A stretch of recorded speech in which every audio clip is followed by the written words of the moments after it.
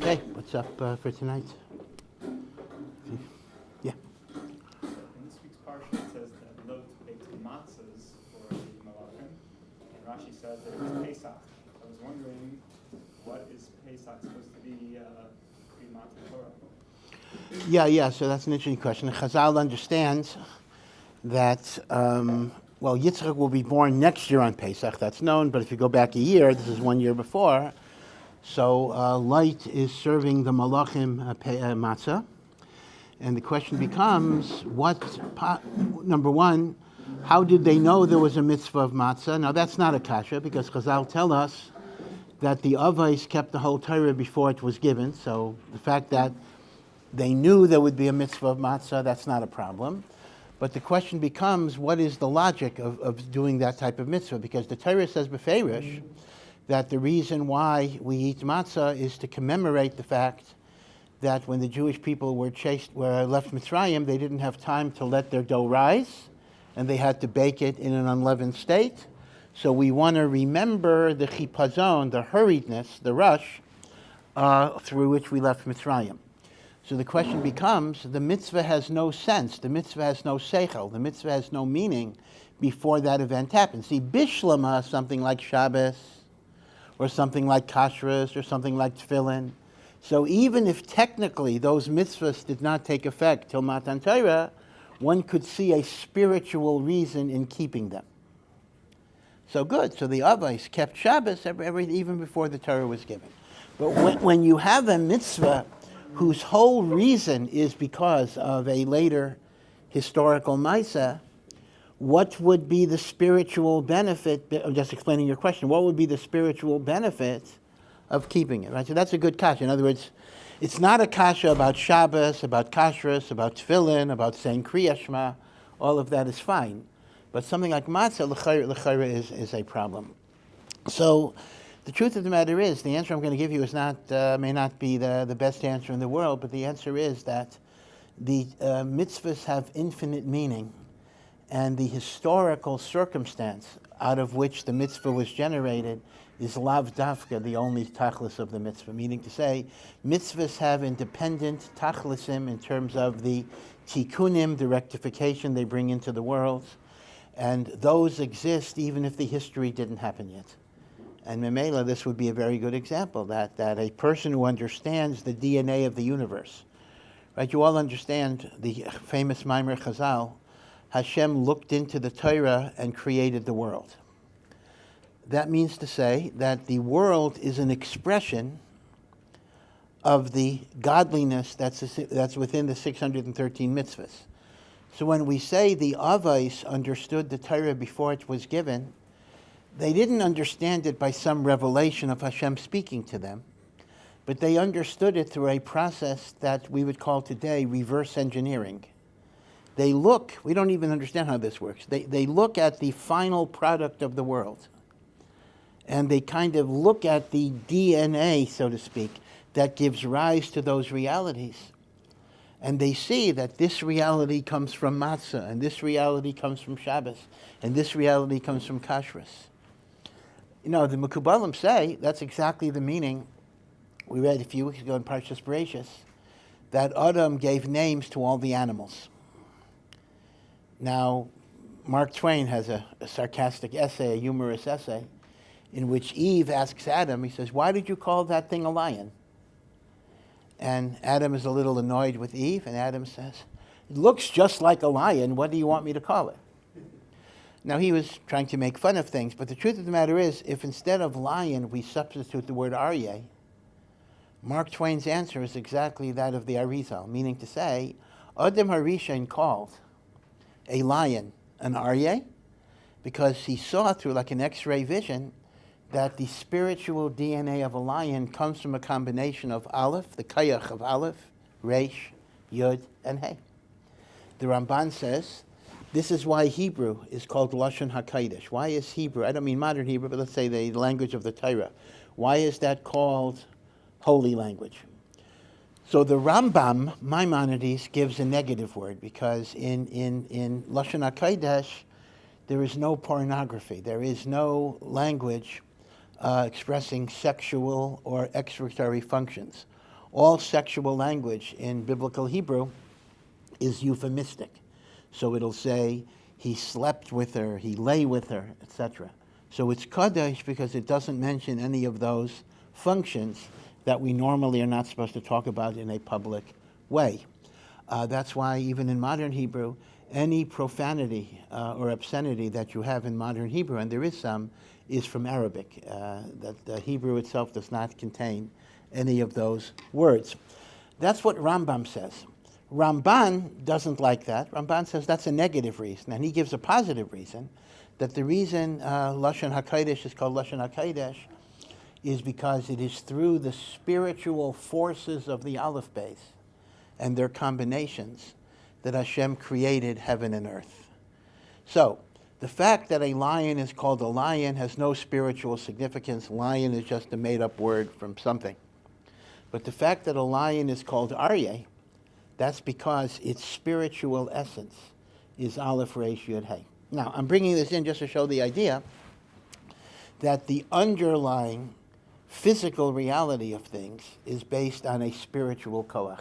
And mitzvos bring that spiritual koach into the world. And therefore, even what you might call historically contingent mitzvos did have an intrinsic value even prior to that history. And matzah would be that example. Okay? Yeah.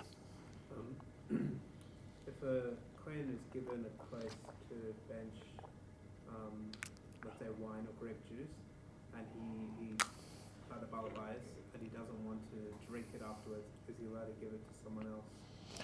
Yeah, so the question is, I'm always asked to repeat the question. The question is if a person's a Kohen, and it's not dafka a Kohen, there's nothing about your question about a Kohen, right? And if anybody who's given, anyone who's honored to bench, and they don't want to drink the wine or the grape juice or whatever it will be, can they bench on the cup, and can they give the cup to somebody else to drink?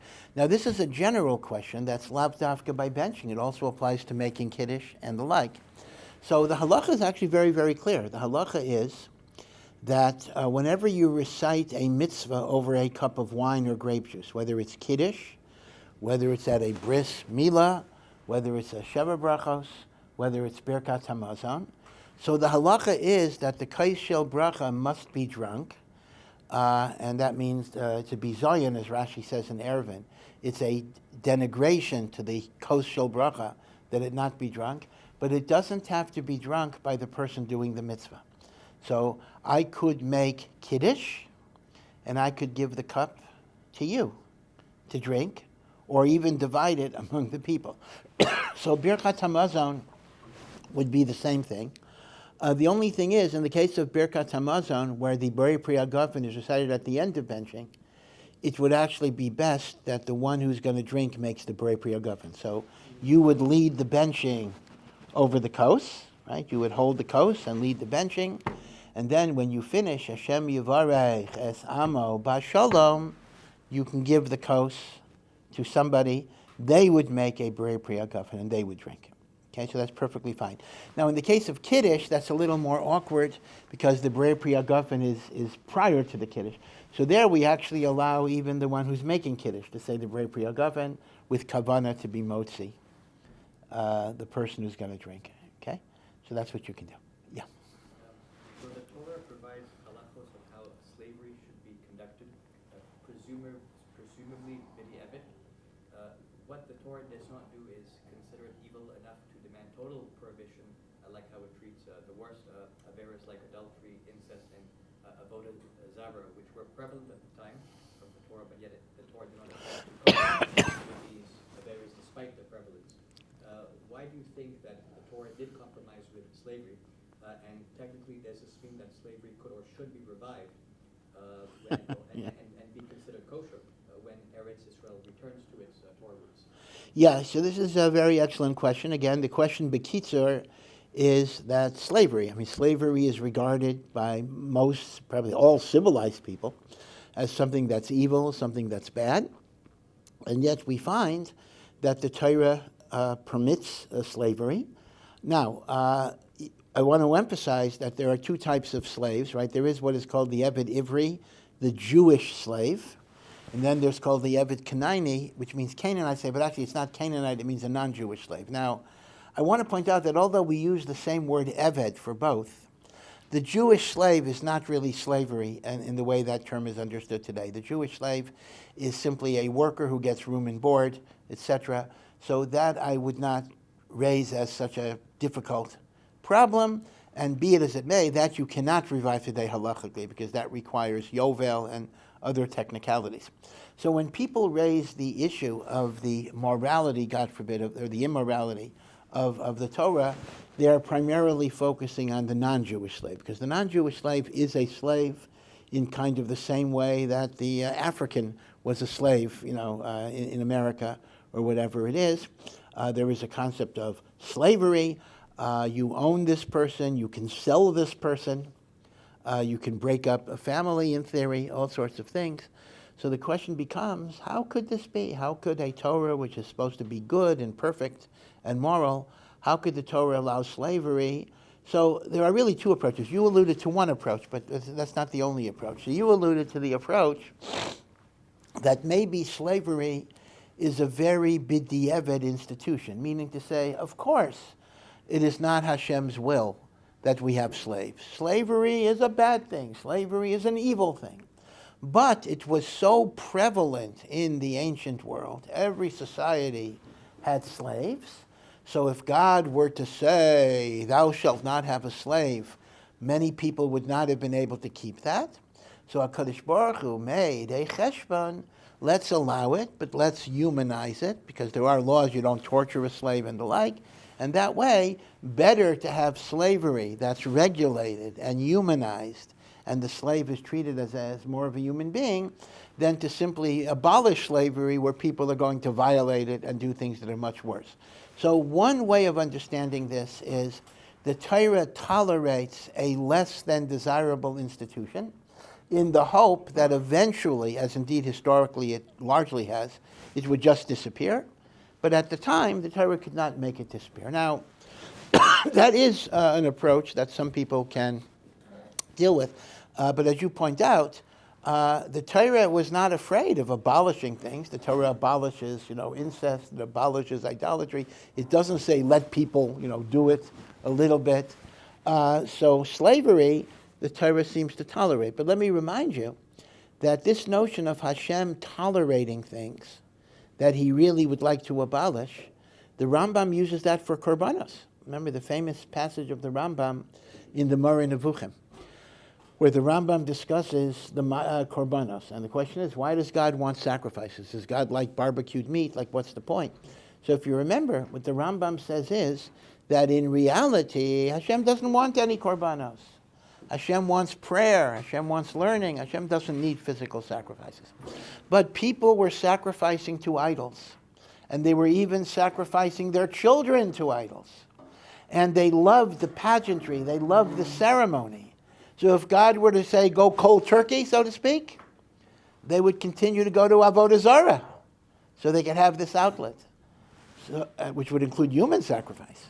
So HaKadosh Baruch Hu said, okay, I will allow you to bring sacrifices within my framework. Only Kohanim, only special times, etc. So that's kind of a precedent. The notion that Hashem tolerates and will accept things that are suboptimal is sometimes offered as an explanation for slavery. But I'll tell you where there's a problem in that. According to that reasoning, though, it's better not to have slaves, right? That's the higher morality. So one would assume if you had slaves and you freed them, that would be a good thing to do. Meaning, if the idea is that slavery is really not good, but God tolerates it because people are not strong enough to abolish it, then l'chayra, any person who frees a slave should be doing a mitzvah. And yet, what does the Gemara say? Anyone who frees his non-Jewish servant is committing a sin. Because the Torah says, Li'olam bahem taveidu. You have to enslave this person forever and ever. Remember, the Gemara has a famous story that Rabbi Eliezer had a slave, had an Eved Canaani, and he came to Shul, and there were only 9 people plus the Eved. Now, an Eved cannot count for a minyan.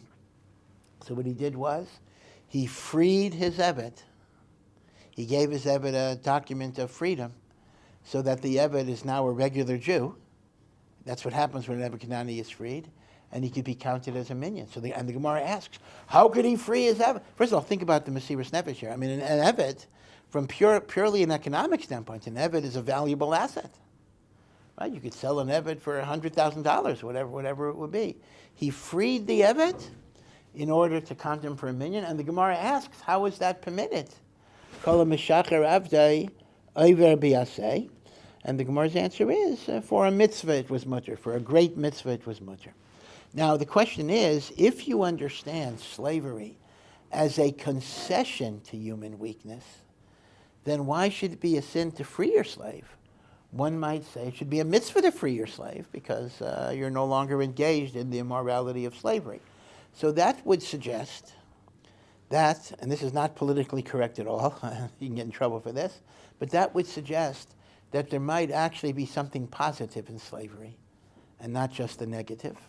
And the Netziv suggests the idea that when you were dealing with idolatrous, immoral populations, bringing them into a Jewish home where they're exposed to Kedusha and goodness, trains them, civilizes them, gives them a moral compass. And that was the idea. The idea of a slave was not to be treated like a piece of property, but to be indeed in a subordinate position. That's what slavery is, but to somehow learn to live at a higher standard. The truth of the matter is, lahavdil, this is not a raya, Aristotle uses a similar rationale for Greeks enslaving barbarians by saying, this is our gift to the barbarian, that we can raise the barbarian to a more civilized level. According to that idea, owning a slave creates a certain responsibility, right? The responsibility is to create some type of spiritual environment.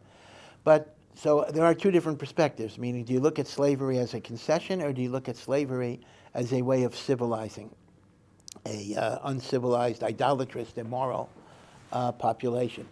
Now remember that the Gemara itself has one outstanding case of a slave who was considered to be even a Talmid Chacham, Rabbi Gamliel, the Nasi, Rabbi Gamliel Hazaken, had a slave, a non-Jewish slave, whose name was Tavi, remember? And Tavi was Chacham, he knew a lot of Torah.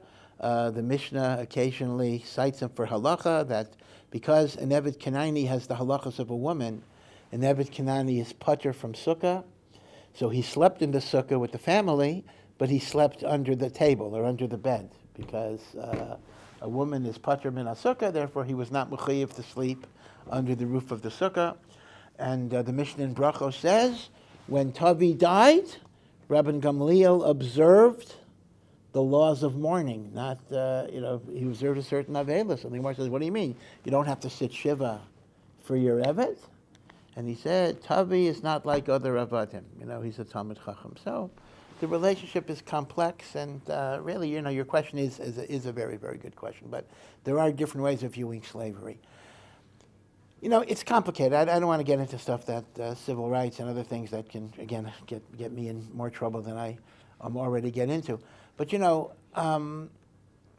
even in terms of the American experience, there were certain benefits to things like segregation and discrimination, which were lost when there was integration and freedom.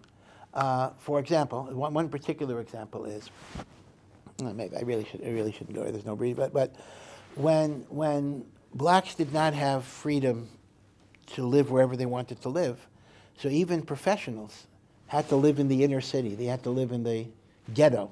They had to live in the slum. As a result, black kids who were growing up, they had role models in the ghetto of doctors, store owners, very solid people. And that created kind of a role model to look up to. When you have total freedom, what happens was all the people who could afford it, they move out to the suburbs. All you have in the ghettos are kids without fathers or whatever it is. They grow up wild. They grow up without anyone to look up to other than drugs and everything else. And once again, you could trace a lot of the social problems actually come from civil rights. In other words, expanded freedom. Of course, that's even true for Judaism. As we get more freedom in society, we left the Torah. A similar idea there. So I'm not advocating slavery. I'm not advocating discrimination. But there is something to be said for the Nitziv's idea that sometimes being in a state of subordination can have positive benefits that strengthen character in various ways. Yeah. So does that mean that a slavery or indentured servitude has no place in a future messianic Eretz Israel because the goyim in Eretz Israel are no longer idolaters? Yes, that's a good question. Will there be slaves? When we come back to a perfect world, will there be slaves? Now, in truth, there are many, many psukim that say that the goyim will serve the Jewish people because they'll recognize their greatness. But you have a very good point. There are commentaries that say that will be a voluntary decision to serve. They're not going to be enslaved, but they will want to serve Klal Yisrael in various ways. And in that sense, I wouldn't call that slavery, because the very definition of slavery is involuntary servitude. And under those circumstances, I think you're correct. We will not have a concept of involuntary servitude. Limosa Mashiach. Now, just another point that you mentioned, is it possible to reinstitute slavery today? Well, interestingly enough, halachically, I had mentioned the institution of Eved Ivri can only exist when there's the Yovel year, which we don't have. But the institution of Eved Kanaini could even exist today. So theoretically, api halacha, one would be permitted to have and own a non-Jewish slave. Again, it's against the law. You'd get in trouble. The police would arrest you. But according to the halacha, you're allowed to have an Eved. Now, this, based on a Mishnah and Kedushin, amazingly enough, has been suggested, again, it's based on a Mishnah, as a solution to the problem of someone that's a mamzer. Let's assume, God forbid, a person is a mamzer. He was born from his mother committing adultery. He's a mamzer. A mamzer is a Jew, of course. A mamzer is chayiv in mitzvahs, but a mamzer cannot marry most Jews. A mamzer can only marry a mamzeres, or a mamzer can marry a giores, okay? But either way, the kid is going to be a mamzer. So if Reuven is a mamzer, how does Reuven purify his children? How does he remove the taint of mamzer? So Rabbi Tarfon in the Mishnah and Kedushin gives us a way. If a mamzer marries a non-Jewish maidservant, the halacha is a non-Jewish maidservant's child is an Eved. If I then free the Eved is like a converted Jew who no longer has the taint of mamzeres. So if a mamzer marries a shivcha, the child is an Eved. If you're meshacher the Eved, he's not a mamzer. At that point, you've ended the taint of mamzeres. So the poskim say, this theoretically could even be done today. Now, how does that work? It's going to sound very funny. A mamzer should find a non-Jewish woman. Now, a mamzer cannot live with a non-Jewish woman. That's not going to work. But he says to the non-Jewish woman, and please excuse my indelicacy, would you like to be my slave? Now that sounds a little, kinky, but whatever it is, would you like to be my slave? She says, don't worry, it's not so bad. So what does she have? What does she have to do? What she has to do is she goes to the mikveh. Actually, the truth is, a non-Jewish slave woman has the same mitzvahs as a Jewish woman, because an Eved is like an Isha, right? So she goes to the mikveh, she accepts mitzvah, she accepts the relationship of slaves, so they're not halachically married, but they're living together, and they're allowed to. They have children. He then frees the children. The children are not mamzerim, right? The question is, how is he allowed to free his children? Didn't we just say that you're not supposed to free your slave? But elamai, in order that they shouldn't be mamzerim, maybe there's a heter, but be it as it may, the Mishnah says that the children are freed. Could he then free his wife, and just because once he's had all his kids, well, then you do run into the problem. Is he allowed to free his wife? But technically speaking, this slave relationship is actually a potential eitzah to be machshir your children, that they shouldn't have the taint of mamzeris. Now, obviously, if you think about that, that type of slavery is a slavery in name. It's not a slavery in substance, meaning you're not treating her, the idea is not to treat her as a slave. Essentially, you're treating her as a wife, but she has the shame shivcha to thereby make the children avodim, which could then be freed and not have mamzeris. So slavery itself can exist in different types of forms, and not every slavery is the slavery we think about with whips and all that other stuff. Okay, that's enough of an arichas on that issue. Anything else? Yeah. What was the Torah world's view on the suffrage movement? You're talking about the women's. Women Yeah. So the question is, what is the Torah's view on suffrage? The idea of giving women the vote. Of course, that's kind of not been a live issue for a very long time. So it is very, very interesting that this actually was discussed in Eretz Yisrael under the British mandate, when women were given the vote, the right to vote in elections.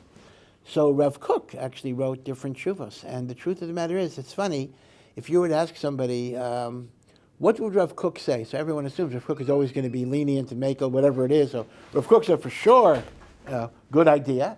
He actually said, halachically, it's very problematical, because we have a halacha that says melech v'lo malka, meaning to say leadership positions are supposed to be given to the men. Women are in charge of the home and the house, but leadership positions are supposed to be given to a melech and not a malka. That's why there's an issue. A woman, l'chatchila, should not be a mayor. A woman should not be a governor, etc. Even president of a shul is a big question. In a number of modern Orthodox kehilos, women are presidents of shuls, but many poskim say there's a real problem with that. So Rav Kook made the argument that when you live in a democratic society, so voters are choosing who will be their leaders, that itself is a leadership position.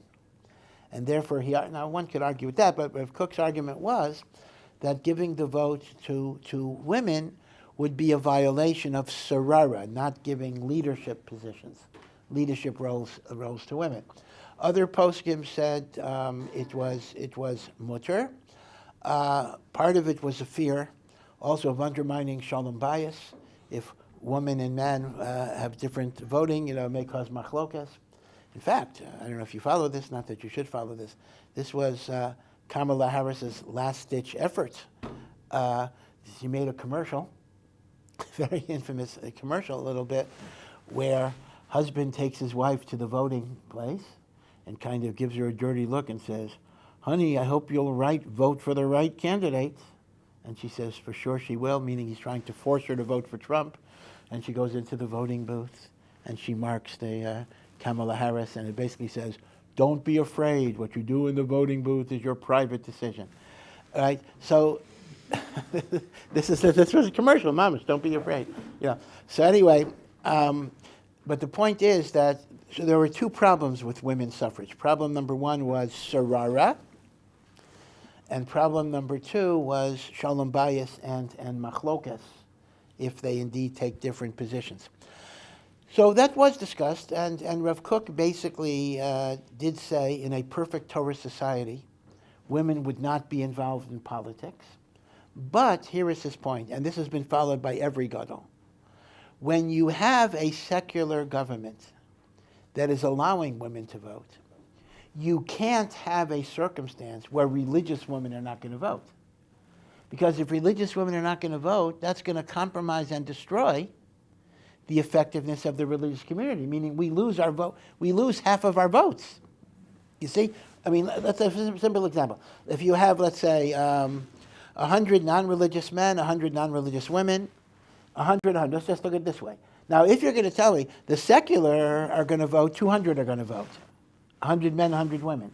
The religious, you're telling me, only 100 are going to vote. So by definition, we'll never have any political power at all. So b'chi gavne, it's a davar pashut, that if secular people, men and women, are going to vote, you have to have a system where religious people also, men and women, vote. So l'maisa, according to halacha today, all Gedolei Israel, as far as I know, other than the Gedolim who say don't participate in the state, but that's Eretz Israel. But in terms of the voting, all will allow women to vote today for that reason, even though l'chatzchila, there was some discussion about that. Yeah. I've noticed, I don't know how to word this, how come people that have learned the Talmud for many years still are not mensch and they're not able people on their Yeah. So the question is, again, I'm always asked to repeat the question. The question is that sometimes, there are many exceptions, Baruch Hashem, sometimes a person could learn Gemara, be in yeshiva, be in kollel for many, many years, but there's still an absence of good midos. They're still cruel, mean, insensitive, or whatever it would be. Isn't there an idea that the Torah should make you better? The Torah should elevate you. The Torah should have an effect on you. How is it possible that a person who learns Torah and maybe even knows a lot of Torah could have unrefined or bad character traits? Right? That's a very, very good question. So there are a few things to say.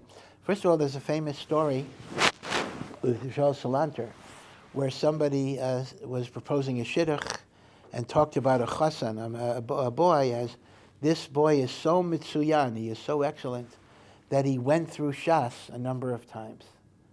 So Rabbi Salanter said, it's very nice that he went through Shas, but how many times has Shas gone through him? Meaning to say, he went through Shas, but Shas did not influence him. And in particular, there's a word from the Vilna Gaon that's very powerful. The Vilna Gaon points out that Torah is compared to water. Everyone knows that. Torah is compared to water.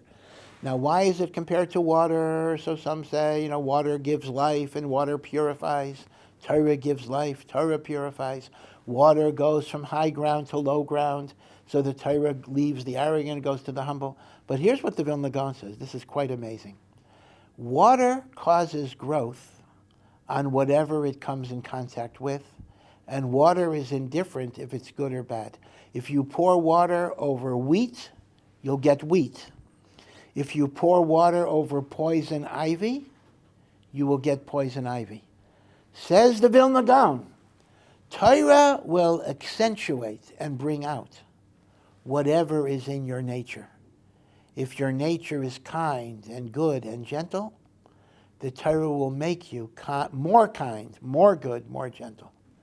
Now that's pashut. That's not controversial. But the second thing is amazing. He says, but if a person is cruel and arrogant, the Torah itself may make him even worse. Torah is like water. And that's why the Vilna Gaon said that limud HaTorah has to be augmented with character development, with musar, with working on your mitos. It's not an automatic thing. Oh, I learned Torah, I'm going to be a better person. You're a better person when you work and strive to be a better person. So as a result, the phenomenon that you're describing is not unknown. That there may be a lot of arrogance, there may be a lot of gaiva, and maybe the Torah learning might even make it worse because it gives a person a sense of superiority over other people that maybe had he been an Amoritz, he wouldn't have had that superiority. So that's very, very sad. And when that happens, that is almost a textbook definition of Chilul Hashem. Because what does it mean to desecrate God's name? That a person who is supposed to be a representative of Yiddishkeit, a representative of Torah, behaves in a way that brings discredit, then people are going to say, oh, that's what Torah is. Who wants it? Why should I want it? That is Chilul Hashem. I always tell people before Bein Hazmanim, before you go home to your families may not appreciate how many Tosfos you learned this year. Maybe they will, but often they may not know. If they themselves are not people who learn Gemara, they're not going to know. Say, hey, I learned 20 blots or whatever it will be. But they will know if you're a sensitive, kind, caring person or not. And if they see that the Torah made you more egotistical, more selfish, they're going to wonder, gee, what is it that I'm paying for, or was it that I'm allowing to happen? Is this where I want my child to be?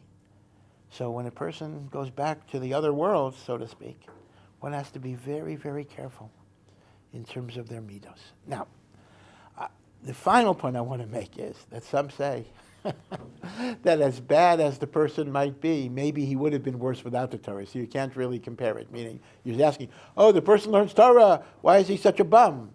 So some people will say, he would have been a bigger bum without the Torah. Okay, so the Torah didn't make him a tzaddik, but the Torah, made him better than he would have been. That might be true as well. But again, what you're pointing out is a very, very painful phenomenon that we sometimes see. And really all of us, I include myself, we have to work very, very hard that we should try not to fall into that category. Because if that's the case, the desecration of Hashem's name is really, really serious. Very, very bad. We have to be cognizant of it all the time. Yeah. What happened to, do we know what happened to the Kotzker Rebbe? Oh, wow. Interesting. Okay, just be sure everyone knows the information. In the 19th century, there was a great Hasidic Rebbe, Rav Menachem Mendel of Kotzk. He was the Rebbe. He really did not continue a dynasty after him, but he was kind of the precursor to the Gera Rebbe and Rav Tzadok indirectly, so he was kind of like a founder of many, many dynasties. But the Kotzker Rebbe was an extremely enigmatic person. He was very sharp, very cutting. He had an uncompromising commitment to emes. And he saw in the Hasidic world a lot of things he didn't like, because he saw in Hasidus there was a lot of emphasis on chitzonios, on externalities, the way you dressed and all of that, and he hated it. He says he only wanted emes. He wanted avodas Hashem. He didn't want any of this superficiality. And as a result, he often pushed people away. People came to him for a bracha. People came to him to give him a kavit staka, whatever. He says, I don't want it. If you're not working on yourself, I'm not interested. And even though he had, at one point, he had hundreds of followers, thousands of followers, he said all he wanted were 10 people that he regarded as his talmidim, and he said he didn't have them. He didn't have them at all.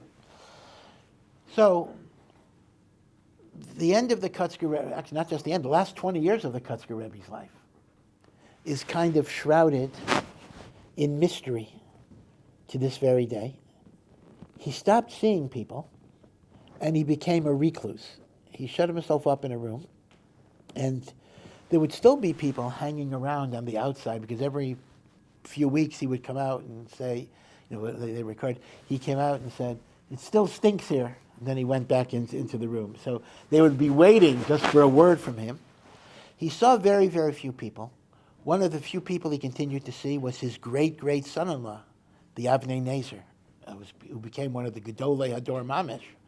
And he continued to learn with the Kotzker Rebbe. So, in fact, he even said that his derech in learning is from his father-in-law, the Kotzker Rebbe. So the Kotzker Rebbe must have been an enormous Talmud Chacham, because the Avnei Nezer was recognized as one of the Gedolei Hador Mamish in halacha. So the question becomes, what exactly happened? He just withdrew. He became a hermit. He refused to see people. Sightings were very, very rare. So the answer is we don't know. And there are a lot of different theories, and articles have been written. And some of the articles were written from a non-religious or even an anti-religious bias. So you got to be very, very, very careful. Some say it was a nervous breakdown. It was literally a nervous breakdown where he was not able to cope or see people, and therefore he just went by himself. In those days, mental health was not really treated that much. Such a thing could happen. Others say there was something. Now, this is where I'm just doing this just because you might come across it, so I just want to warn you ahead of time. They say that he had a certain stage in which he was kaifer, meaning he looked at the world and he saw so much evil in the world, and he couldn't understand how God could allow this. and therefore they say he lit his pipe on Shabbos once, or he put out a candle on Shabbos, and he said, "Less din v'less dayan." There is no judgment and there's no dayan, and then he withdrew. Now, this is a favorite narrative of non-religious or anti-religious writers. So I warn you, I have no reason to believe it's true, and I don't want to impugn the zecher of a great, great tzaddik, but this story is out there, that he had a crisis in faith. Others say, take him at his word, that he was tired of being a leader to people who he felt were living on a superficial level. He wasn't interested in the pomp, he wasn't interested in the ceremony, he wasn't interested in the tishes, he wasn't interested in going through all of the ceremonies of Chassidus. He wanted to concentrate on his own avodas Hashem, and maybe through that, in some indirect way, people would be influenced. And indeed, the truth of the matter is, the few people he saw became great gedolim of the next generation, whether it's the Avnei Nezer, whether it's the Chidushei Harim. Right? So in a sense, he just withdrew from public. So the mystery, the story of the Kotzker is a mystery, ranging from nervous breakdown to spiritual introspection to chas v'shalom, even Chilul Shabbos. There are many, many stories. Interestingly enough, it's not the only story. You know, we have an earlier, 2 generations before, we have the Chose of Lublin, in which, once again, he lived on the second story of a building, and he was found on the ground, dead. And once again, people are talking about suicide. You know, there's a lot of mysterious stories out there, and depending on a person's orientation, they will try to interpret the stories in different ways. So the Kotzker Rebbe is an example of that. Sometimes Chazal want to describe an aveiras as being very serious. They say it's so covered that Misa is not mechaber on it. So considering that everyone is going to die in the end, why should that make us consider an aveira more seriously? Yeah. So the question is this. There are certain aveiras, and indeed Chilul Hashem is one of them, desecrating Hashem's name is one of them, that Yom Kippur is not mechaper, Tshuva is not mechaper, suffering is not mechaper. There is no kapara until a person dies, and this is the teaching of Chilul Hashem. There is no kapara until Misa, and this is said to be kind of to warn a person how severe it is. So the question is, well, what's so bad about that, given the fact that every person is going to die until Tchias HaMesim? Okay, so I know my kapara is kind of waiting for me. I hope it'll be delayed. So, but I think the answer would be that to live in a state of not having a kapara, even if you'll get your kapara when you go to Olam Haba, by own right you'll have that kapara, means you actually have a diminished relationship with Hashem in your life. Now, we can't always quantify what that means, but that means you're less connected to HaKadosh Baruch Hu. Your mitzvos have less of a koach. Your Yetzer Tov will not be as strong as it otherwise would be.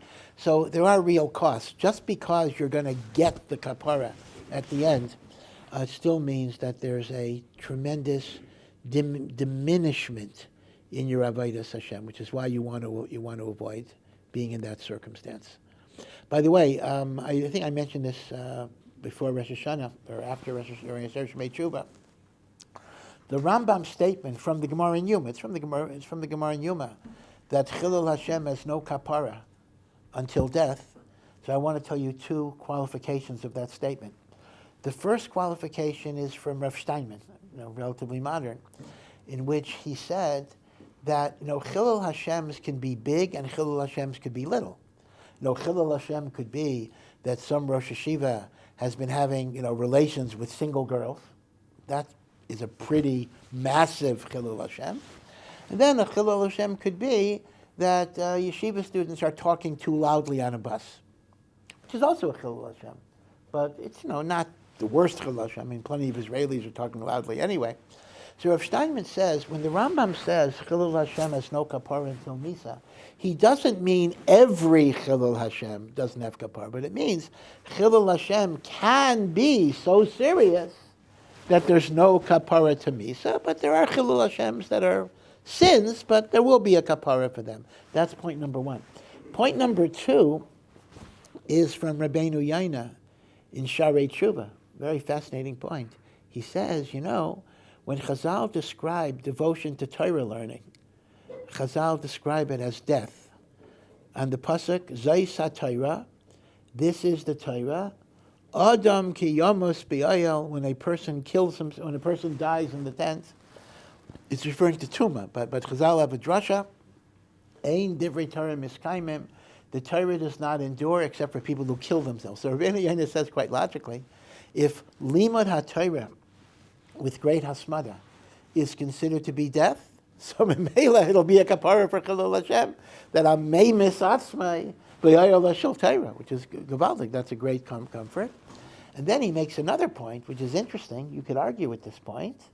He says that you can also get a kapara for Chilul Hashem if you try to make a kiddush Hashem that is equal or greater than your Chilul Hashem.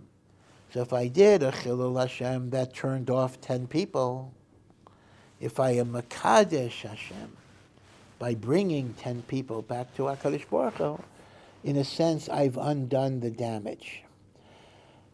The kasha on that, again, wasn't the question really, I'm digressing, the kasha on that is, the people aren't the same. I mean, it's not like, I turned 10 people off, so Baruch Hashem, I turned 10 people on. Well, turning 10 people on is not undoing the damage of the 10 people I turned off. Rabbeinu Yaina seems to be viewing human beings as interchangeable. I lost 10, I got 10, so on net, I'm in a good place. L'chaira, first of all, human beings are different. Every human being is an olam maleh, a complete world. And second of all, you can't calculate it based on ripple effects. When you turn 10 people off, it's not just the 10 people. It's their children. In other words, you can't just say, whatever I damaged by turning 10 people off, I fixed by 10 people on. Well, you don't really know because the ripple effects could be very, very different. Maybe the 10 people you turned off might affect, 500 people. And the other group might affect less, right? So it's a kasha on Rabbeinu Yaina, but Lamaisa Rabbeinu Yaina does say this, so it's important to be aware of those two pratim in Rabbeinu Yaina. Yeah. So a very difficult halacha from the Torah is that a Kohen must divorce his wife if she gets raped. Yeah. So how do rabbis and observant Jews usually deal with this difficult issue when such unfortunate cases happen today? Given that forcing a divorce can destroy the people involved if they love each other very much, and can also ruin the lives of their small children. On one hand, you want to protect the sanctity of Kohanim. On the other hand, you could even have something that is even much worse if it spurs they end up holding the Torah responsible for breaking up their families. So how do rabbis deal with this? Yeah, so again, just a little background to be sure that everybody understands this. If a woman voluntarily commits adultery, she's not allowed to remain married to her husband even if he's a Yisrael, right? That's a woman that's mizana b'ratzon. But if, God forbid, she was raped, that's called anusa. So an anusa can stay married to a Yisrael, right? So it's not going to affect their marriage in any way. But the Gemara says in many cases, that's only true if she's married to a Yisrael or a Levi. If she's I'm just repeating your question. If she's married to a Kohen, she becomes forbidden to him even if she is an anusa, and she can't marry another Kohen either. It's not the husband. She can't marry a Kohen, and that would mean, in effect, that normally would mean they would have to get divorced, even though there was no fault of her own whatsoever. They have to get divorced, and the question would be so what does that mean? I mean, there are young children. There could be all sorts of devastating effects of a divorce. Okay, so Bishlama, if a woman did it voluntarily, willingly, okay, so in effect, she was guilty. Even that could be traumatic, but okay, we could at least understand that a little better. But if the pshat is she was raped, how is it yitachen that would be penalized.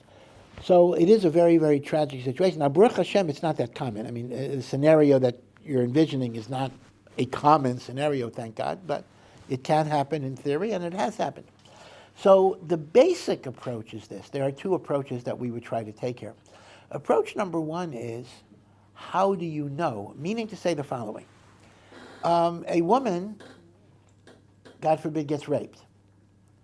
Now, even if she tells her husband that she was raped, he's not necessarily obligated to believe her, because for davar shebe'erva, to prohibit a woman on her husband, you normally need 2 eyewitnesses. So the way the halachic system works is that through the rules of evidence and the rules of ne'amanos, the husband would not be obligated to believe his wife. And there, in fact, that's even true, by the way, if she says she voluntarily. Yisrael, the same thing. A woman says she had an affair. Husband cannot believe her and stay married. So that would be the primary thing. Now, of course, let me point out, I'm going to be an amateur psychologist for a moment here. This creates a real dilemma in how you can maintain a marriage where the husband doesn't believe his wife suffered the trauma. I mean, imagine this.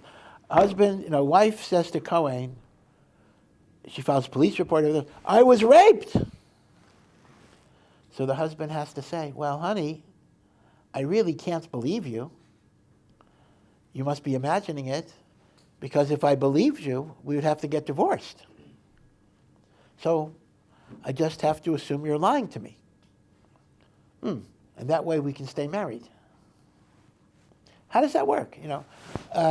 She suffered trauma, right? She needs comfort. She needs support. But we're creating a structure where the only way she can stay married is if the husband says she's a liar. It's a hard one. One way of getting around it psychologically is, well, honey, I believe that you believe this happened.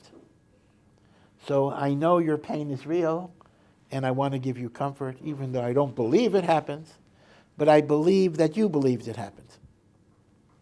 Okay, I'll leave it to the psychologist to analyze if that's a modality.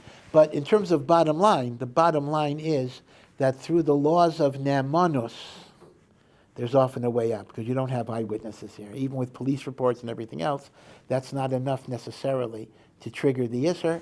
And based on kosher witnesses, you need kosher witnesses, right? It's not likely there'll be 2 Orthodox Jews, who see a woman raped by a guy. Okay, so that's one practical answer. Now, another mahalach, which could often be employed, is that many people who think they're Kohanim are actually not Kohanim. If you examine their yichus and you go back. Now, this can happen even outside of marriage. This is what's called many people in Ohr Somayach face this. This is the Baal Tshuva dilemma for a Kohen. Let's say you're a Kohen, and you became religious a little older. You became religious, let's say you're 30. So technically, you will normally go out with women who are around your age, who may also have similar backgrounds. But the problem is, if the woman had relations with a non-Jew, she cannot marry a Kohen. Or if she's divorced, she cannot marry a Kohen. Now, in a world where the woman didn't even become frum until 30, the probability that she can't marry a Kohen is very great, either divorce or she doesn't have to be a virgin. If she was with a Jew, she could actually marry a Kohen. She does not have to be a virgin. Only through a Kohen Gadol she has to be a virgin. But if she was with a guy, she can't marry a Kohen. So I got a call from a rabbi in a basin in New York, and he was complaining to me. He says, every day I'm getting calls from Kohanim who want to resign their kahuna. They don't want to be Kohanim anymore because they think they could resign the kahuna and then they could go out with all sorts of different types of women. And the rabbi happened to be a Kohen. He says, I'm very offended. I thought being a Kohen is an honor. It's a kavod. It's a distinction. Everybody wants to get out of being a Kohen. Now, obviously, you can't resign being a Kohen. That's a davar pashut. No such thing as resigning. But we sometimes do bedika, see a person is not a Kohen. So that's another way out in which the person is not a Kohen. I think I mentioned more than once, people that are friends of our family, where a person who grew up as a Kohen was not religious. He actually married a goy, not a gioris. He married a goy, a non-Jewish woman, had children who are non-Jewish, and at some point she wanted to become frum. The non-Jewish spouse wanted to become frum. Now here's the problem. The problem is, in order for a geiros to be valid, the gioris has to accept mitzvahs. But a gioris is not allowed to marry a Kohen. Now, of course, a goy cannot marry a Kohen either. They already were living in sin. But if she wants to have a conversion, she can't be allowed to stay with the Kohen because the conversion would not be Kabbalah's mitzvahs. So the Beis Din in Chicago called her in privately, and they said, you realize that we're going to talk to Rav Moshe Feinstein, he'll give us a final psak, but you realize that there is a possibility that if you accept the mitzvahs, you will not be allowed to live with your husband, even though you have 4 children. So she broke down crying, and she said, if this is the decree of HaKadosh Baruch Hu, I accept it. I accept it as my akedah. This is my sacrifice to God. So they then called in the husband, who was not religious. And they said to the husband, if we convert your wife, you may have to get divorced. So he said, you guys are nuts. And he just left the room in a right. He was not willing to accept it because he was not becoming frum yet. I mean, he was a Jew, etc. All right. So they asked the shaila to Rav Moshe Feinstein. So listen to what Rav Moshe Feinstein said. Rav Moshe Feinstein said, you're telling me the husband is a Kohen. How does he know he's a Kohen? Who told him he's a Kohen? His father told him he's a Kohen. Is his father Shomer Shabbos? Is his father a kosher witness? No. So Rav Moshe said, there is no evidence that this man is a Kohen. If there's no evidence that this man is a Kohen, halachically you assume he comes from a majority of the Jewish population. And most Jews are not Kohanim. So he permitted her to convert and stay married with the understanding that he has no halachic proof that he's a Kohen. Amazing, amazing, amazing. The man tells me he still has nightmares. When Mashiach comes, he'll discover he is a Kohen, and then what's going to be with his wife? Okay, but I said, if Rav Moshe gave you a psak, it's for sure going to work out. Again, I'm digressing. The point I'm making is that through investigating whether a person is a Kohen, that could be another solution. So the 2 solutions are that we don't have edus on the rape, and the other mahalach is that maybe he's not a Kohen, etc. Right? You have to check that out. And by the way, the fact that a person's name is Kohen is, you understand, means nothing whatsoever, because number one, some of those names were made up in Ellis Island. When Jews would come with Polish names without vowels, just an unbroken consonant. So the immigration official would call him Katz or Cohen or whatever it is, so that means nothing. And second of all, you could be a guy and have the name Cohen. Let's take a very simple example. Mr. Cohen marries a non-Jew and has a kid with the last name Cohen.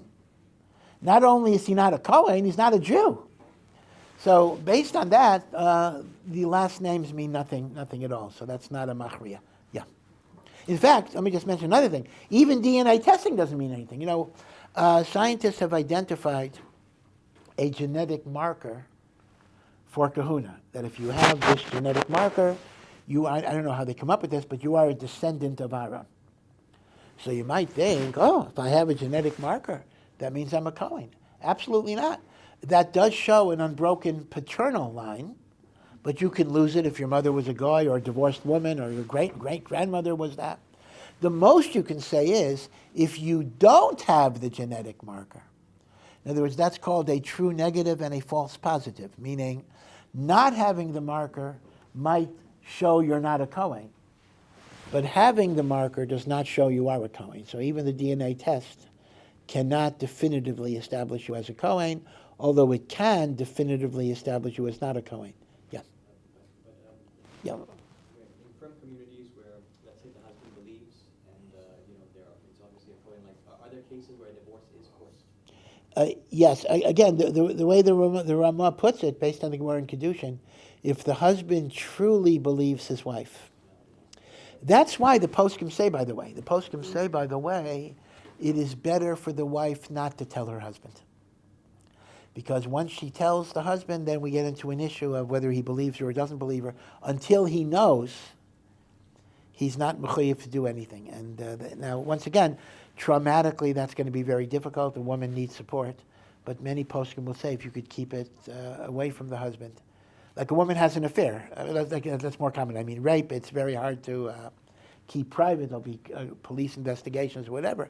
But an affair, which even nogei Yisrael, a woman will often be told not to tell the husband at all, simply because otherwise you get into these problems. Yeah. How is a person who, at a young age, in the midst of his pain, and maybe feels neglected by Hakadosh Baruch Hu, how is he expected to abide by his mitzvahs? And if he's not expected, what is he expected to do? Yeah, the question is a young person who's going through difficult times, feels rejected, feels alone, has a feeling that maybe Hashem is not caring for him so much. What does Hashem expect of him at that stage of his life? Does Hashem expect him to keep the mitzvah? And how is he supposed to get the koach, the inspiration, the incentive to be able to live a religious life if he feels there's nothing he's getting on some level from Hashem at that stage? Did I summarize it? Yeah. It is a real question. And the short answer is that a person in that situation has to seek out the resources that give him chizuk, the rabbis, the teachers, the friends, the community. Meaning all of us go through times in life where we might feel that we're abandoned, and we might feel alone, and we might feel angry at Hashem because of all that we're going through. But in reality, even in the most difficult life, there is a lot to be grateful for. There's a lot to be hopeful for. But sometimes you're not going to be able to come to it yourself. This is the statement of the Gemara. Ein chavush matir atzmei b'beiso asurin. A prisoner in a jail cell will not be able to get himself out of the jail cell. You need other people. So you need to find something. You need to find whether, Chabad I'll mention as an example, but whatever it will be. A yeshiva, a rebbe, and you don't need a lot of people. I mean, you just need, and it's not so easy to find, you just need the one person that can unlock you, that can liberate you, that can make you see that there's more potential in life. Because the spiritual dilemma that you're describing, you see, is not even limited to spirituality. It's going to apply to everything. It'll be a generalized depression, a sadness, an aloneness. That's going to affect dating. That's going to affect getting married. That's going to affect, everything. So you gotta, when I say you, I just mean general, whoever it is, the person has to identify ways of getting out of it to see the goodness in life. Now, it could very well be, now this is a very delicate question, it could very well be that there may be times in your life where HaKadosh Baruch Hu is not expecting 100% observance. But, and I can't speak for God, I don't know, but there are certainly situations where Hashem understands what a person is going through. But even then, there has to be a mindset that there's a certain direction I'm aiming towards. Right now, I'm not able to live at that level, but I wanna be able to live at that level, and I want to move towards there. And at that point, HaKadosh Baruch Hu understands, as the saying goes, life is a journey, not a destination. That, okay, I'm not at the destination, but I'm at the journey. And HaKadosh Baruch Hu is machshav that journey very, very much. But I think by far the most important thing is that you find, I'm sorry, I keep on saying you, but whatever it is, a person finds a support system that gives them that chizuk. That really makes, it's really a life and death kind of difference in a person. Yeah. how do we understand the many Sfarim that discuss the 4 elements and the Chomer Yuli when we know about things like modern chemistry and the periodic table that have been proven over and over again? Was that a Greek theory that was a Greek theory that was proved long ago? Was all of that Jewish literature that discusses these 4 elements built off of that Greek theory that was proved wrong, or did the Greeks somehow take that from a Kabbalistic idea and all this discussed in the Jewish literature really means something that's not as physical as it may seem? Yeah, that's a very, very good question. The idea of the 4 elements, right? We talk about wind or air, water, dirt, fire, 4 elements, is a very, very big idea in Kabbalah, in Hasidus, although not so much in Chazal. Chazal, in Medrash and Gemara, you actually don't find it so much, but in Kabbalah and Hasidus, certainly many, many things are miyusad on the 4 elements, and then it goes over to medieval philosophy. The Rambam talks about this all the time. And the question becomes, is this an indigenous Torah idea, or is it from the Greeks? Because the truth is, Greek philosophy was very much based on these 4 elements. And the question becomes, did Torah sources get it from Greek? Or did Torah sources develop it independently, and maybe the Greeks got it from Torah, but it's a fundamental of Torah? And how do you reconcile the idea that all matter is comprised of mixtures of the 4 elements when now we understand atoms and molecules and the periodic table and the like, and we don't necessarily say everything is comprised of mixtures of air and dirt and water and fire. It is a very, very excellent question. I do believe actually that the origin of this idea is Greek. I don't think necessarily that it is fundamentally in Torah, and that is indeed why, as far as I know, I have to be careful because my Bekias is not very far from all-encompassing, but I don't believe in Medrash or Gemara there is a mention of the 4 elements. It is in the Zohar, it's in Kabbalah, it's in Hasidus, and it's in Rambam and other works of philosophy.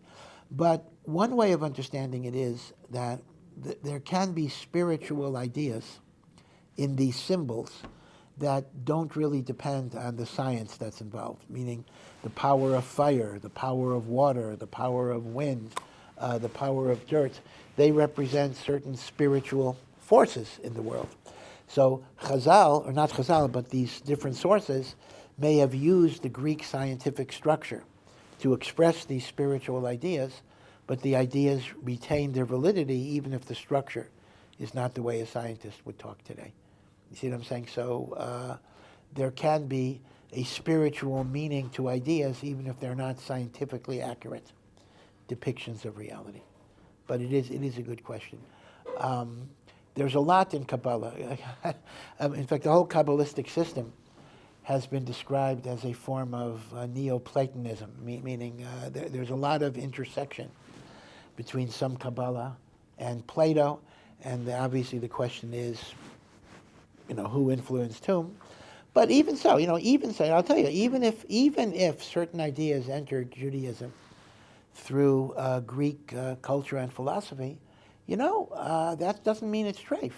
Remember that Yavan is a son of Yefes, Noach's 3rd son.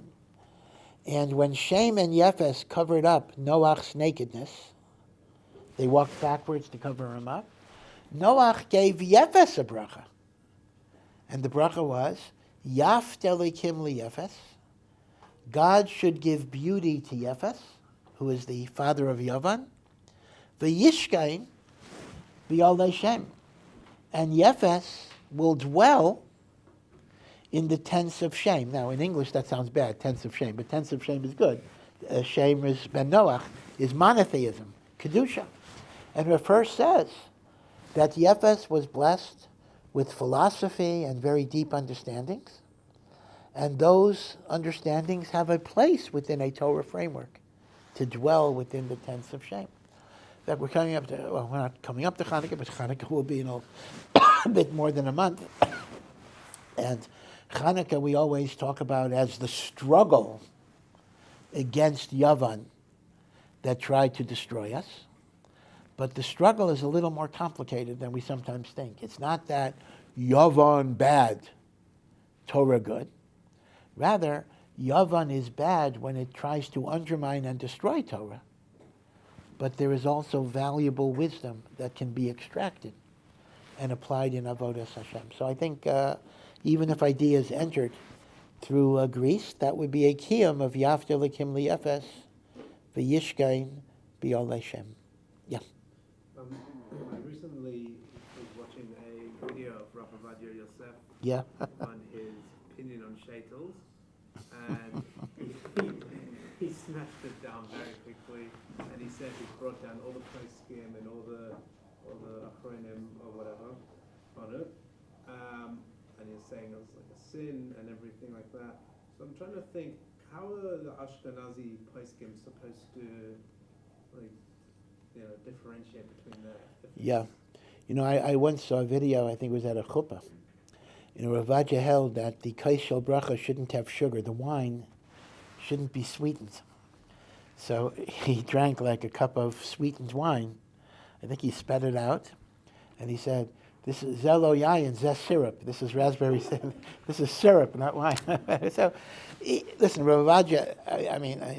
I'm not in a position where I can say anything. Rav Ovadiah was a phenomenal gadol, unmatched greatness in psak halacha. In fact, I'll just tell you a little story. Bar Ilan University produced a CD-ROM, and now it's a computer program, which kind of indexes 900 volumes of Shelos Utshuvos, and you can do searches, right? It's a responsa database, a huge responsa database, which they update all the time. And when they first came out with it, like 25 years ago, they wanted to test how accurate it was. Did it come up with all the references? So they submitted the inquiry to the computer, to the program, and they submitted it to Ohr Somayach Yosef. Ohr Somayach Yosef came up with 10 Mara Makomos, and the CD-ROM came up with 9. So they were boasting in their advertisement. We are such an excellent program, we came up with 90% of what Ohr Somayach Yosef came up with. Right? That was a boast. They were boasting. That's how good we are. So Ohr Somayach Yosef was quite literally, he was a great tzaddik also. A great tzaddik. I don't want to just say he was in learning, but he was a human computer. He just knew everything. So who am I to, I can't say anything at all. But once again, but he had a certain style. I shouldn't compare it, a kind of a Donald Trump style in a class, I shouldn't compare it, but kind of a brash style, an open style, a confrontational style, etc. So he had a certain way of presenting his ideas, in which, he can sometimes imply that any other opinion is amaratzos, is ignorance, or the like. But the truth is, a lot of what he said, in Eretz Yisrael in particular, a lot of Ashkenazi Gedolim do not approve of sheitels. So the truth is, it's not only a Sephardic thing in Eretz Yisrael, it's an Ashkenazic thing, but it's also true that in America, they are much more makel. Ashkenazim are much more makel on sheitels.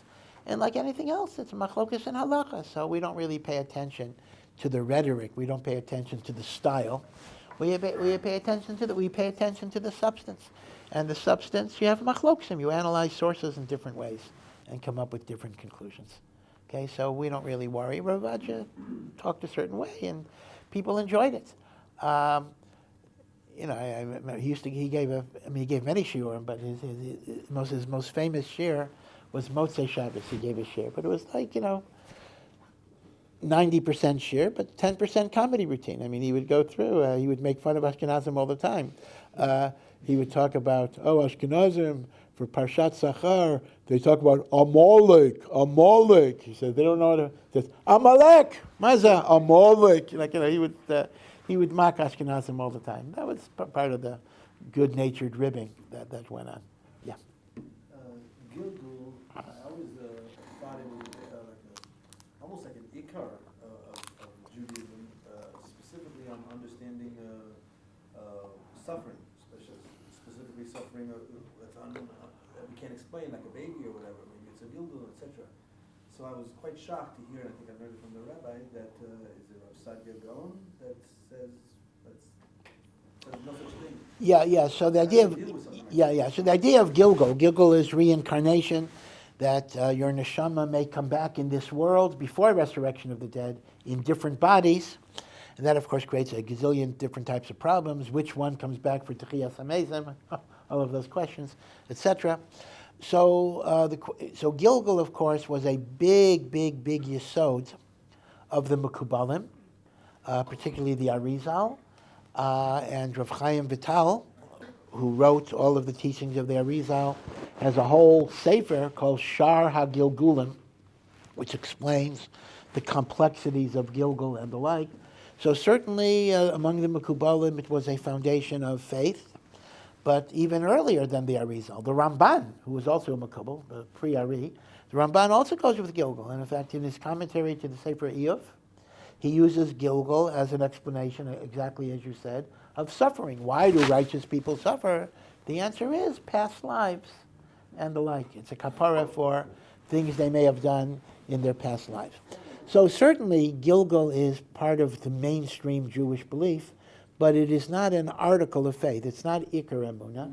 And many say, although Rav Saadia Gaon is a little more ambiguous than you might think, but many say that Rav Saadia Gaon in Emunos V'Deos considered gilgul to be a foreign idea that was not even Jewish originally. He did not believe in the idea of gilgul. And the Rambam doesn't reject gilgul, but the Rambam never mentions gilgul. So I think we have to assume if he doesn't mention such a thing, he did not consider such a thing. So really, it is a machlokus. It is a machlokus. Now, obviously, it's an important machlokus. Like, what's the halacha? I'm not sure if we can talk about halacha and something like this, but is there gilgul? Is there not? The answer is most shitos say there is, but there were those who deny such a thing, and they have other explanations for why bad things happen to good people. That's a whole other miksaya. So if a person does not believe in gilgul, we cannot call him an apikairis. We could say he's wrong. We could say that's not the majority view of things, but he's not an apikairis. He's following Rav Saadia Gaon. He's following the Rambam. So we can't. There are a lot of things that are part of Judaism's overall belief system, but you're not a kaifer if you don't agree with it. Right? You might be mistaken or whatever. Yeah. What does the Rav think about the Charedim who have 13 or 15 kids but cannot financially support them? Is it a mitzvah to bring children into the world into such an environment? Is an inability to financially support additional children a reason to use birth control? Yeah. So the question was asked is about Charedim. Usually Charedim who have very, very large families, and they're not able to really support their children. They have to gather tzedakah or whatever. Is it mutter? Is it proper to bring children into the world if you will not have the ability to adequately support them? So it reminds me a little bit of a story about a woman who was boarding a bus, very, very exhausted, laden with packages, and she had to take 10 children, young children, up on the bus, and she was so exhausted when she finally did it, and the bus driver said, and the woman said, I'm sorry for holding up the bus, I'm just so tired with all of my children. So the bus driver said, why don't you leave half of them at home? And she said, I did. Okay. So it depends how you're asking me the shaila, meaning if somebody were to ask, you're asking the shaila kind of the opposite of the way I usually get the shaila. If you would ask me, do we have a heter after a large family not to go weiter, to have birth control because we can't afford it? There may be grounds for that. But your question is proceeding in the opposite way. We want to have kids. So the question is, are we allowed? Is it proper to bring in kids? So the truth of the matter is, it's a hard question, but I think optimally, you have to believe that HaKadosh Baruch Hu will give you the wherewithal. Now, you have to be responsible. You have to try to make a shtadlus. You got to try to figure out a budget. And even if it means you're going to get stuck, we would not tell a person, oh, you're poor, therefore don't have kids. That's not a cheshbon. It's a mitzvah to have children, and then there's a mitzvah to try to support your children, for sure. But we're not going to tell you, don't have a child because of financial difficulties. Now, what was a little tricky is that financial difficulties can very easily slide into psychological difficulties. If people don't have enough money for their families, there can be depression. There can be anger. There, God forbid, could be abuse. Now, that's very different. When a person enters the red zone, then yes, a Rav would tell him, you got to stop right now, because this is dangerous, this is no good, this is destructive. But if and maybe that's going to be true in most cases, that it's not just going to be a financial problem, it's going to be an emotional problem. And that's very serious. But if it is purely a financial problem, where am I going to go with the money? But it's a loving family, it's a close-knit family. We care about each other. It's a bias without anger. I would not say stop having kids because money will be tight. Somehow it'll come out okay. You see what I'm saying? So I'm differentiating between, maybe unrealistically, a pure money problem versus something that shades into abuse, anger, resentment, and the like. So the latter, I think, is a warning system and a very legitimate reason to at least get a psak or talk to a Rav about stopping. But pure money, I would say, generally is not a justification. Yeah. Does Torah address the dilemma on beating your kids? Beating your kids? Yeah. Yeah. Does the Torah address the issue of hitting your children? Well, the most famous is actually not a verse in the Torah, it's a verse in Mishlei. Chosech shifto, sonei beno. And many people know this in the English translation. Spare the rod and hate the child, meaning he who withholds the rod, the stick, hates the child. Meaning you got to give your child discipline, you got to give him hadracha.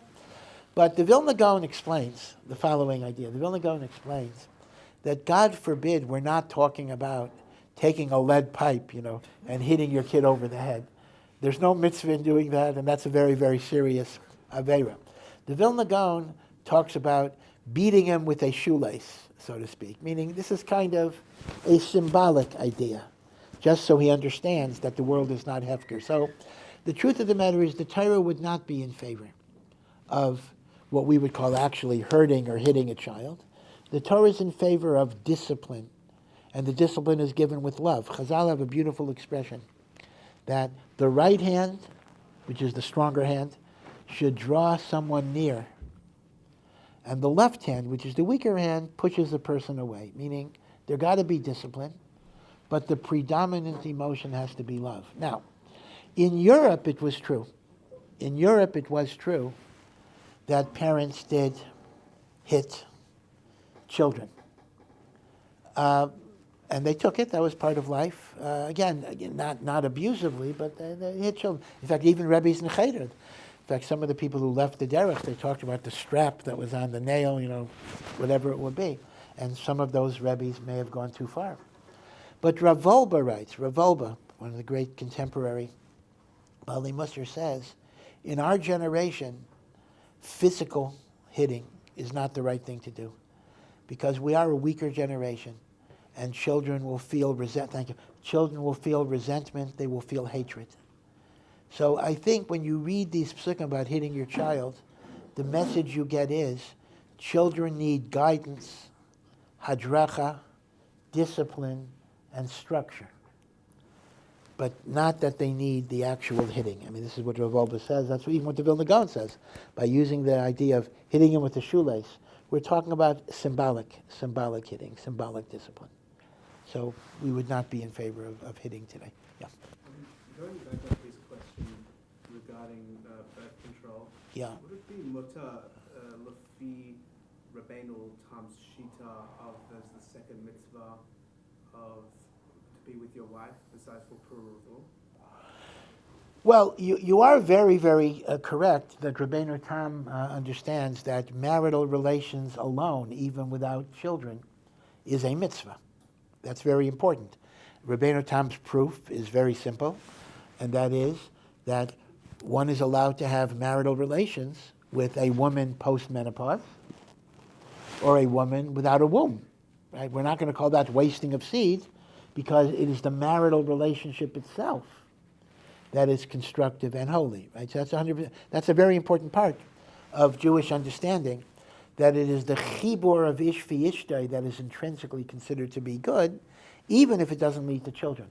However, even like Rabbeinu Tam, that doesn't automatically lead you to the conclusion that where you can have children, as he's being machadesh, that if you can't have children, there's still a mitzvah.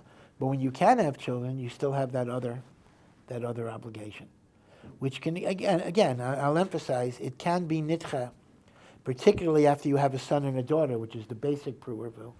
It can be nitcha for psychological reasons, and again, obviously there will be many cases where a couple will be advised not to bring more children into the world. 100%, meaning we're not taking the position, have kids no matter what the cost. I was just suggesting, though, that pure economics would not be the factor. Hashem will give you the parnasa one way or the other, but the emotional stresses is very, very relevant. Okay, one more question or finished? Okay, all right, be well, yeshkoach, thank you. Thank you for listening to this Ohr Somayach production. To find out more and to partner in our mission, please visit ohr.edu.